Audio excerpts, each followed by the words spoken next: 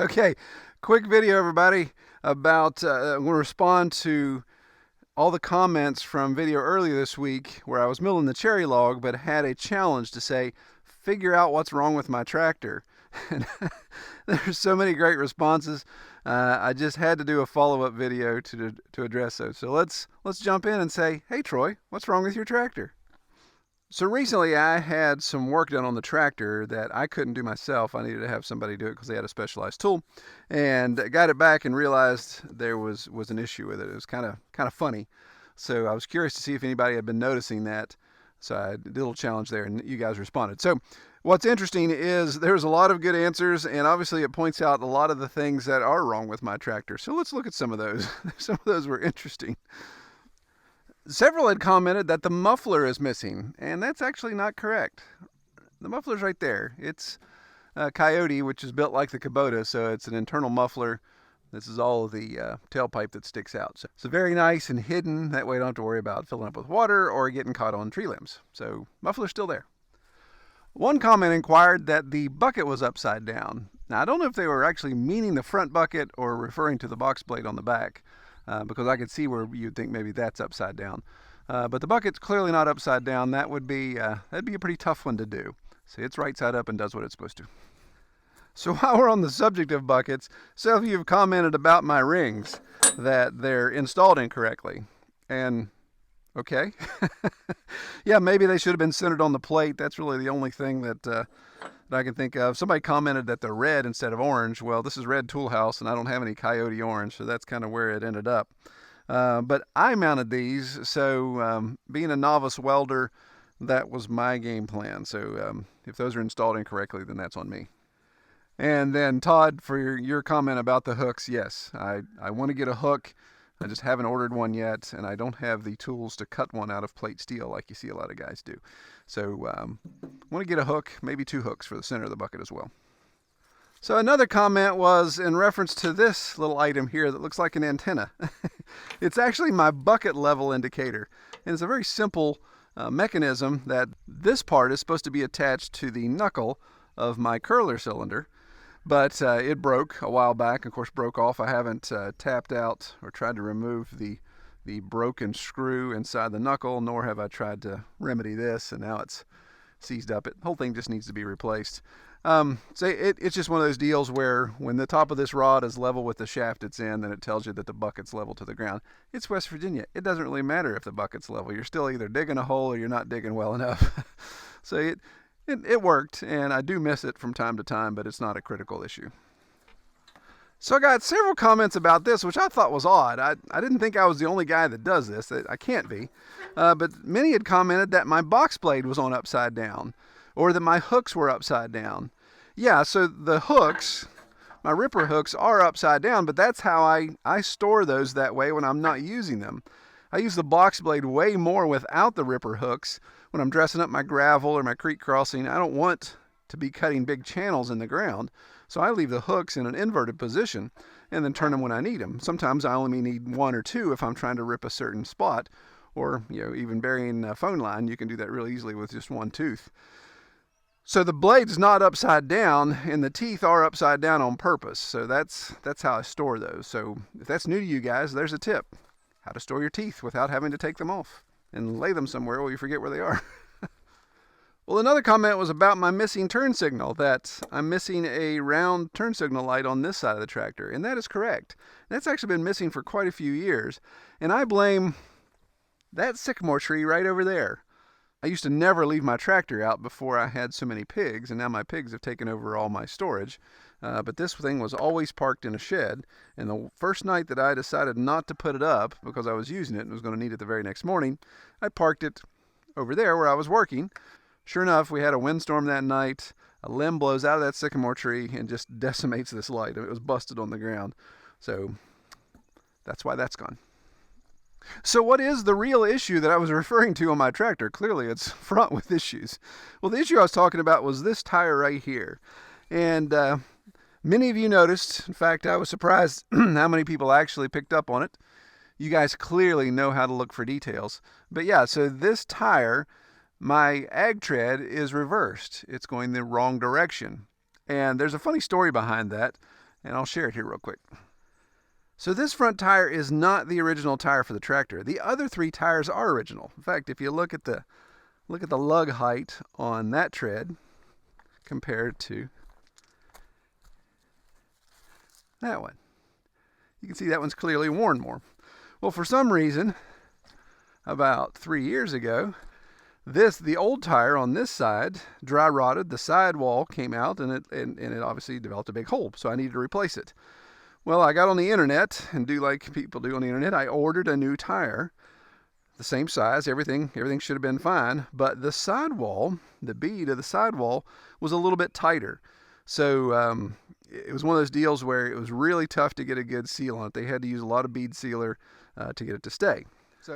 So fast forward 3 years later, this last January, when we were scrambling because we were going to get our pigs in soon, our new pigs from South Carolina, I wanted to get the tractor out and move some things around, needed it for some work, and noticed the tire was flat. I was like, oh crap. And the bead sealer had given up and obviously had developed a big flat that I can't fix because I don't have the tools to reset the bead.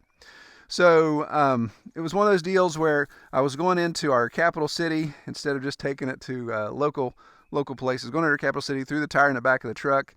Thought I'll have this guy take care of it real quick in one of the downtown tire shops. Guy had never worked on ag tires before. And I told him, I said, just mount it back the way that it was. He said, okay. So I go back to pick it up. Really nice guy. He says, man, no big deal. I'm not going to charge you anything, even though I had to take it off, clean the bead, get some mud out of it, and reseal it. He said, I'm not going to charge you anything. It's no big deal. I said, oh, thanks. Appreciate it. Toss it in the back of my truck and get on down the road to do my business. Well, I get home and realize this guy did not mount the tire back the way that it was. He mounted it back the way he thought it should be. If you notice here on these Coyote rims, and I know Kubota and a lot of other tractors the same way, the rims are either inset or outset. And here in West Virginia, where we're always on crooked land, it's very common to take your wheels and turn them. So you want the pan, the inside pan of the rim, to be closer to the tractor, which makes the wheel set. So it makes the wheelbase wider. And it also turns your valve stems to the inside, which is what I like. I like my valve stems on the inside because driving through brush and rocks and everything, anything that skids along the side of this tire is going to shear the valve stem off. So he had put the tire on backwards, and I was like, ah, crap. So I went ahead and put it on the tractor offset, so it was turned the right way. The pan was on the outside, and it really made the wheelbase kind of wonky. And it even kind of felt weird when riding. But I thought, well, I just need to do that. I need to get this work done. So sure enough, not even 24 hours later, I'm trying to move my old Brush Hog out of the spot where I have our weaning pasture. And the way I move it without attaching it to the tractor, of course, is just chain the front, lift it with the bucket, and drag it. Let the dolly wheel here in the back just kind of go along. So I pull it up the road, or I back it up the road, and I want to put it up here in this grassy area, about 10 feet from where I am. And so I go to drive it forward thinking, well, it's going to swing around and it'll still just stay to the right, or it's to the left. I can swing it and just bring it up here. I'm only going 10 feet. Well, that thing swung super fast, and the first thing it did was shear that valve stem off completely. Tire goes flat. So what makes this story even funnier is, so I got the flat tire on the tractor over here, lift it up with a bucket real quick, pull the tire off, run over to a local tire shop my buddy owns, just not even 2 miles away, and he's got a guy working there, and hey man, one of the city slickers put this tire on backwards, and I tore off the valve stem. Would you mind flipping the tire reverse? I want the valve stem on the inside, and put that back together for me. So yeah, I can take care of that real quick. So bang, bang, bang. Well, I'm actually standing there watching him do it. Well, typical with a old country mechanic store, there's about 5 old guys in there telling tall tales. So I get sucked into that. So I start telling tales with these guys. And next thing I know, the guy's like, here, your tractor tire's done. And I looked at it and I said, I don't think that's right. That's backwards. And he's like, no, I flipped it over. I said, no, I don't think that's right. Yeah, no, it's right. It's right. So, all right. So $12, go out the door, get home, and realize I was right. The guy put it on, he must have flipped the tire and then flipped it again, or flipped the rim and flipped the tire. So anyway, I thought, forget it. I'm not trying to do this a third time. I'm just putting it on. I'm putting the tread on backwards, keeping the valve stem on the inside, and we'll wait until the bead seal fails again and I got to go get it remounted. So that's what it looks like the way it does. So who was the first person to pick up on my trepidatious tread issue? Well, congratulations go to Eric Duck. His comment was, front left tire is on wrong. Grips are in the wrong direction. Eric was the first to comment, so Eric, you are the winner. What do you receive? Nothing. Times is tight right now. You get my hearty thumbs up. No, good job. You spotted that quickly, but tons and tons of you spotted that as well. So Eric was just the first guy to get there. But I want to give some shout outs to people that commented the things that just made me chuckle. So Proud Rottweiler Mama says, my husband, being a professional townie, says it should have 3 wheels on it, be green, and have the name John Deere on it. Ha ha.